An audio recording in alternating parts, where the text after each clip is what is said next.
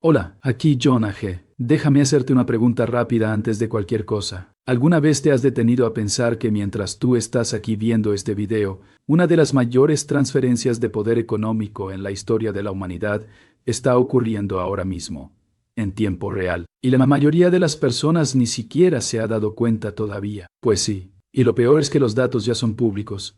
Están disponibles para que cualquiera los vea. Pero nadie está conectando los puntos de la forma en que yo lo voy a hacer hoy contigo. Números que, cuando entiendas lo que realmente significan, van a cambiar por completo la forma en que ves el mundo, la geopolítica y tu propio bolsillo. Ahora hazme un favor antes de continuar. Aquí va el desafío. Quiero que mires los comentarios justo abajo y escribas la palabra virada para mí. Solo eso, pero no la escribas todavía, porque primero quiero que también me digas desde dónde estás viendo este video, ahora mismo. Puede ser São Paulo, puede ser Pará, Ceará, Río Grande do Sul, Minas Gerais, cualquier lugar de Brasil o del mundo. Escribe ahí abajo, virada y tu estado o ciudad. Voy a leer los comentarios personalmente, porque quiero saber exactamente hasta dónde está llegando esta información.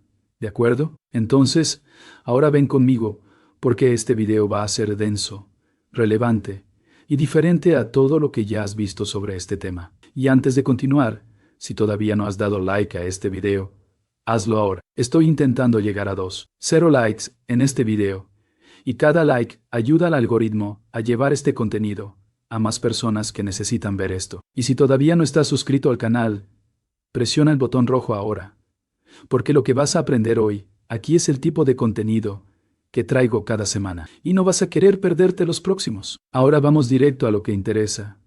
Pero antes necesito dejar algo muy claro para que no haya confusión después. Primero, yo no soy asesor financiero, y nada de lo que vas a escuchar aquí debe considerarse como consejo de inversión. ¿De acuerdo? Este video es puramente educativo, y el objetivo es analizar información muy relevante sobre la economía global y la geopolítica. Dicho eso, vamos. China acaba de registrar un superávit en cuenta corriente de 242 mil millones de dólares, solo en el cuarto trimestre de 2025. 242 mil millones en un solo trimestre. Eso equivale al 4,9% del PIB chino, solo en ese periodo, y representa la cifra trimestral más alta en la historia del país. Cuando ves un número como ese, la primera reacción de muchas personas es: ¿está bien? ¿Y qué? ¿Qué tiene eso que ver conmigo aquí en Brasil, sentado aquí viendo un video? Y es exactamente esa pregunta la que voy a responder a lo largo de los próximos minutos, porque tiene absolutamente todo que ver contigo, con el costo de vida, con el futuro de la economía global de la cual Brasil forma parte. Comencemos por lo que es un superávit en cuenta corriente, porque no quiero que nadie se quede atrás aquí. Cuando un país exporta más de lo que importa, es decir, vende más al mundo de lo que compra del mundo, acumula dinero. Ese dinero entra en el sistema financiero del país, se convierte en reservas, puede convertirse en oro, puede utilizarse para financiar proyectos estratégicos en otros países, puede utilizarse para reducir la dependencia de otras monedas. Es básicamente como si una empresa tuviera ganancias netas al final del mes. Solo que aquí estamos hablando de un país entero, y la ganancia es de 242 mil millones en apenas 3 meses. En el año completo de 2025, China acumuló 735 mil millones de dólares en superávit. Entonces, China acumuló en un solo año, en términos de saldo positivo de comercio y servicios, el equivalente a la economía entera de países de tamaño considerable. Y ese número creció de forma significativa en comparación con el año anterior, cuando el superávit fue de 423 mil millones. Estamos hablando de un crecimiento de más del 70% de un año a otro. Ahora viene la parte que muy pocas personas están conectando. Al mismo tiempo que esto ocurre en China, ¿qué está sucediendo en Estados Unidos? La Oficina de Presupuesto del Congreso de Estados Unidos, que es el organismo oficial responsable de realizar las proyecciones fiscales del país, publicó datos que deberían estar en la portada de todos los periódicos del mundo. El déficit federal estadounidense, que es básicamente la diferencia entre lo que el gobierno de Estados Unidos gasta y lo que recauda, está proyectado para crecer de 1,9 billones de dólares en el año fiscal 2026 a 3,1 billones de dólares en 2036. Eso en apenas una década. En relación con el PIB estadounidense, Ese déficit pasa del 5,8% en 2026 al 6,7% en 2036. Para que entiendas el peso de esto, el promedio histórico de los últimos 50 años en Estados Unidos fue de 3,8% del PIB. Ya estaban por encima del promedio, y la trayectoria es empeorar de manera significativa. Y la deuda pública estadounidense, en manos del público, ya está proyectada para alcanzar el 120% del PIB en 2036, superando el récord histórico de la posguerra de la Segunda Guerra Mundial, que fue del 106%. Ahora detente y piensa conmigo. China acumulando y Estados Unidos endeudándose. Estos dos movimientos simultáneos no son coincidencia, son la representación numérica de un cambio estructural en el poder económico global que va a moldear las próximas décadas. Y entender esto es fundamental, especialmente para quien está en Brasil y vive en un país que depende directamente de lo que ocurre en estas dos economías gigantescas. Y aquí viene un punto que considero absolutamente crítico y del que casi nadie habla con la claridad necesaria. Estados Unidos no se está endeudando para construir cosas nuevas. Se está endeudando para pagar los intereses de la deuda antigua. Los costos de intereses sobre la deuda estadounidense van a subir de aproximadamente $1 billón en 2026 a $14 billones en 2036. Eso representa el 4,6% del PIB estadounidense, utilizado solo para pagar intereses. No para salud, no para infraestructura, no para educación, solo para pagar el costo de haberse endeudado antes. Es como una persona que paga el mínimo de la tarjeta de crédito todos los meses. Los intereses van creciendo, la deuda va creciendo y llega un momento en que todo el ingreso se destina a pagar cargos y no queda nada para vivir realmente. Mientras tanto, China está del otro lado del tablero con $735,000 millones de capital fresco para usar donde quiera. ¿Y cómo lo están usando? Que es un activo que no depende de ninguna otra moneda o sistema financiero externo, adquiriendo derechos de minería en países de África, América Latina y Asia, garantizando acceso a materias primas estratégicas para las próximas décadas, financiando proyectos de infraestructura a través de la iniciativa de la Franja y la Ruta, la famosa nueva Ruta de la Seda, que ya conecta a decenas de países y crea dependencias económicas que favorecen a Pekín a largo plazo. Es capital, siendo convertido en influencia geopolítica, de manera sistemática y deliberada. Ahora quiero hablar sobre los efectos prácticos de los aranceles estadounidenses, porque esto toca directamente la narrativa que ha sido vendida al público estadounidense y que los datos simplemente no respaldan. La Reserva Federal de Nueva York publicó una investigación que muestra que durante los primeros 8 meses de 2025, el 94% de los costos de los aranceles fueron absorbidos por los importadores y consumidores estadounidenses, no por los chinos, por los propios estadounidenses. En el mes de noviembre, ese número cayó levemente al 86%. Pero la conclusión es la misma. La mayor parte del costo de los aranceles recae sobre quienes compran los productos, es decir, empresas y consumidores en Estados Unidos. El razonamiento detrás de los aranceles era simple. Si se graban los productos chinos, los chinos bajarán los precios para compensar, y así se protege la industria nacional. Pero los datos muestran que cuando se impone un arancel del 10%, los exportadores chinos reducen sus precios en apenas 0,6 puntos porcentuales. El resto, casi todo, va directamente al bolsillo del importador estadounidense. La Oficina de Presupuesto del Congreso confirmó que los exportadores extranjeros absorbieron solo el 5% de los costos arancelarios, mientras que el 95% quedó del lado estadounidense. Y cuando además consideras que los productores nacionales aprovechan la reducción de la competencia extranjera para también subir los precios, el efecto neto de los aranceles es básicamente un impuesto adicional sobre el consumidor estadounidense. Mientras tanto, China continuó exportando. En el cuarto trimestre de 2025, las exportaciones chinas crecieron un 6,4% en comparación con el mismo periodo del año anterior, alcanzando casi $1 billón solo en ese trimestre. Las importaciones crecieron mucho menos, apenas un 1,8%. lo que resultó en un superávit comercial de 297.000 millones de dólares, solo en productos físicos, el mayor de la historia. Esto demuestra que los aranceles estadounidenses no lograron reducir el superávit comercial chino. Al contrario, China encontró otros mercados: Europa, Asia, África, América Latina, y continuó creciendo. Piensa en los efectos para quienes están fuera de este conflicto. Un importador en Alemania, en Japón, en Brasil, en Egipto, puede comprar productos chinos sin pagar los aranceles estadounidenses. Entonces, mientras el consumidor estadounidense paga más caro, el resto del mundo sigue teniendo acceso a productos a precios competitivos. Esto naturalmente crea una ventaja para China en los mercados globales, fuera de Estados Unidos, y va construyendo gradualmente una red de dependencia comercial que beneficia a Pekín. Aquí en Brasil, esto es relevante de una manera muy específica. Brasil tiene una relación comercial enorme con China. China ha sido el principal socio comercial de Brasil durante años. Soja, mineral de hierro, petróleo, proteínas animales. Miles de millones de dólares fluyen entre los dos países. Y a medida que China acumula más capital, tiene más capacidad de invertir, financiar proyectos, comprar más commodities.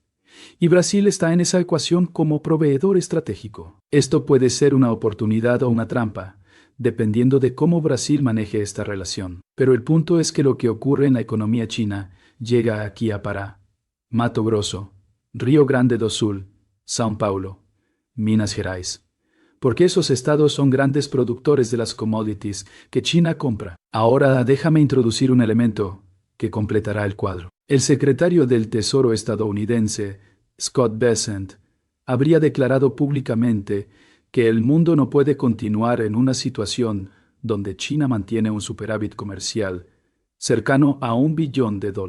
Cuando lees esa declaración con la mirada de quien analiza sistemas económicos, lo que ves no es fuerza, es incomodidad. Es la expresión de un país que se dio cuenta de que está perdiendo terreno en una competencia que no es militar, no es cultural, es financiera, y que las herramientas que ha estado usando como aranceles no están funcionando como se esperaba. Bessent quiere que China consuma más y exporte menos. ¿Por qué? Porque cuando China exporta más de lo que importa, y ese capital se utiliza para reducir la dependencia del dólar estadounidense, China ha estado usando sus reservas para crear sistemas alternativos de pago internacional, para negociar en yuan con socios estratégicos, para financiar la compra de petróleo, sin pasar por el dólar. Cada paso en esa dirección erosiona lentamente lo que los economistas llaman el privilegio exorbitante de Estados Unidos, que es la ventaja de tener la moneda de reserva global, lo que permite al país financiarse de manera más barata que cualquier otro. Existe un ciclo autoalimentado aquí, y los datos lo muestran claramente. China acumula superávits. Con esos recursos, reduce su exposición a los bonos del Tesoro estadounidense, es decir, deja de prestar dinero a Estados Unidos. Cuando China reduce la compra de treasuries, Estados Unidos necesita ofrecer tasas más altas para atraer a otros compradores, como inversores europeos o japoneses. Tasas más altas significan un mayor costo para atender la deuda. Mayor costo para atender la deuda significa déficit aún mayor. Déficit mayor significa necesidad de emitir más bonos. Más bonos en el mercado, sin demanda proporcional, significa presión para subir aún más los intereses. Y el ciclo continúa profundizándose. Mientras tanto, Japón, que actualmente es uno de los mayores tenedores de treasuries estadounidenses, con más de $2 billones, enfrenta sus propios problemas demográficos severos. Una población que envejece rápidamente necesitará recursos internos para costear pensiones, salud y servicios sociales. Esto significa que Japón puede reducir progresivamente su capacidad de absorber deuda estadounidense también. Y los europeos, que son los otros grandes compradores potenciales de treasuries, están cada vez más preocupados por la inestabilidad política estadounidense y la trayectoria fiscal insostenible, y exigirán mayores rendimientos para asumir ese riesgo. lo que lleva de nuevo al mismo ciclo. Ahora quiero traer mi análisis sobre lo que creo que ocurrirá en los próximos años, siendo muy transparente en que esto es una interpretación basada en los datos disponibles y no una certeza absoluta hasta finales de 2026. Si las tendencias actuales se mantienen, el superávit anual chino probablemente superará los 800.000 millones de dólares, porque China sigue diversificando sus mercados de exportación, mientras mantiene un control estricto sobre las importaciones estadounidense podría llegar a 2 billones de dólares a medida que los costos de intereses crecen y los gastos obligatorios continúan aumentando. Hasta 2028, la diferencia entre lo que China acumula y lo que Estados Unidos gasta por encima de lo que recauda podría superar $1 billón por año. Esto no es solo un número abstracto. Significa que en un solo año China gana capacidad financiera equivalente a lo que Estados Unidos pierde en capacidad fiscal. Ese es el spread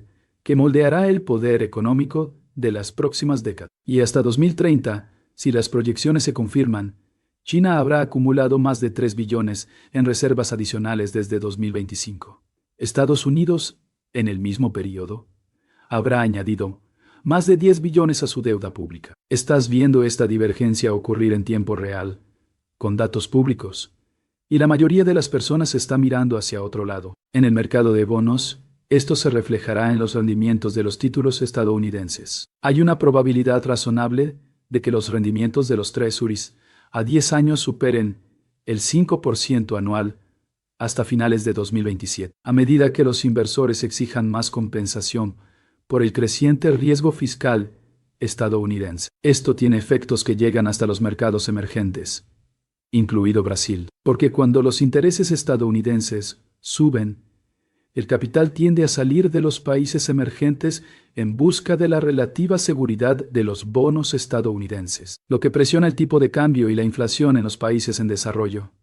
Hay un punto estructural que quiero dejar absolutamente claro, porque frecuentemente se ignora en las discusiones convencionales. China opera con controles de capital, es decir, el dinero que China genera con su superávit no fluye libremente al mercado global, permanece dentro del sistema financiero chino, disponible para ser usado estratégicamente, de la manera que el gobierno chino decida. Esto significa que cada dólar del superávit chino es un recurso que el Estado controla directamente. En Estados Unidos, el sistema es completamente diferente. El capital entra y sale libremente. Esto tiene ventajas, pero también significa que cuando la confianza disminuye, el capital puede salir rápidamente, creando inestabilidades. La cuestión del dólar como moneda de reserva global es central aquí. Desde el fin de la Segunda Guerra Mundial, el dólar ha sido la moneda de referencia para el comercio internacional, especialmente para commodities como el petróleo. Esto da a Estados Unidos una ventaja única. Pueden financiarse de manera más barata y mantener déficits mayores por más tiempo que cualquier otro país podría. Pero este privilegio no es eterno. Depende de la confianza de otros países en el sistema estadounidense. Y esta confianza se construye a lo largo de décadas y puede erosionarse de formas que son difíciles de percibir hasta el momento en que el proceso ya está demasiado avanzado para revertirse fácilmente. Lo que China está haciendo con su superávit histórico es exactamente eso, construir los bloques de una alternativa. Esto no ocurrirá de la noche a la mañana. Puede llevar décadas, pero cada 1.000 millones invertido en sistemas de pago alternativos y en acuerdos bilaterales en yuan, en compras de oro para respaldar reservas fuera del dólar. Es un paso en esa dirección. Y 735.000 millones por año representan muchos pasos. Para cerrar el análisis, quiero conectar todo esto con una reflexión más amplia. Lo que estos números revelan fundamentalmente es una cuestión de modelo económico. Un país que sistemáticamente gasta más de lo que produce, que importa más de lo que exporta, que se financia con la deuda del futuro para cubrir el consumo de hoy, está en una trayectoria que tiene límites. Un país que sistemáticamente produce más de lo que consume, que acumula capital en lugar de deuda, está construyendo capacidad. Ese es un patrón que los datos muestran de manera inequívoca cuando se observa China y Estados Unidos lado a lado en los últimos años. Esto no es un juicio moral sobre cuál modelo es mejor. No es una declaración de que China sea un ejemplo a seguir, porque el modelo chino tiene sus propias contradicciones y problemas serios, incluyendo cuestiones demográficas, desigualdad interna y riesgos en el sector inmobiliario, que son enormes. Pero cuando se trata estrictamente de los flujos financieros y de la acumulación de poder económico a corto y mediano plazo, los datos cuentan una historia muy clara. Y para quienes están en Ceará, en Pará, en Minas Gerais, en Río Grande do Sul o en cualquier otro rincón de Brasil, siguiendo este video, el mensaje práctico es el siguiente. Lo que ocurre en esta relación entre China y Estados Unidos va a moldear el precio del dólar, el costo de los productos importados, la demanda por las commodities que Brasil exporta, las tasas de interés internacionales que afectan el financiamiento brasileño y el entorno geopolítico, en el que Brasil tendrá que tomar decisiones estratégicas en los próximos años. Estar informado sobre esto no es un lujo de economista, es una necesidad ciudadana. Ahora necesito pedirte algo. Si has llegado hasta aquí, eres exactamente el tipo de persona que este canal quiere alcanzar. Alguien que no tiene miedo de pensar, de cuestionarse, de entender el mundo más allá de lo que los grandes medios simplifican o ignoran. Entonces haz lo siguiente. Ve a los comentarios ahora y cuéntame algo. ¿Qué aprendiste en este video que no sabías antes? Cuéntamelo con tus palabras. Puede ser una frase, un párrafo, un razonamiento completo. Quiero leer lo que pasó por tu mente mientras veías esto. Y escribe también la palabra virada y desde dónde estás viendo. Esto me ayuda enormemente a entender el alcance de este contenido y me motiva a seguir produciendo con esta profundidad. Y mira, si este video te aportó valor, si saliste de aquí sabiendo algo que no sabías antes, si tu visión del mundo se volvió un poco más clara después de estos minutos que pasamos juntos, entonces darle like a este video es la forma más sencilla de decírmelo y de ayudar a que más personas lleguen a este contenido. Estamos corriendo para alcanzar los 0 likes en este video y cada uno marca una diferencia real en el algoritmo. Así que dale al like ahora si aún no lo has hecho. Y si todavía no estás suscrito al canal, dame la oportunidad de mostrarte lo que hacemos aquí cada semana. Presiona el botón de suscripción. Activa la campana para no perderte ningún video, porque los próximos episodios continuarán en esta línea, conectando datos económicos, geopolítica e impacto práctico en la vida real de las personas. Este es el tipo de contenido que creo que Brasil necesita más. Análisis serio sin sensacionalismo barato, pero también sin la frialdad distante de los académicos, que hablan solo para otros académicos. Muchas gracias por quedarte hasta el final. Esto no es para todos, y el hecho de que estés aquí dice mucho sobre quién eres. Nos vemos en el próximo video.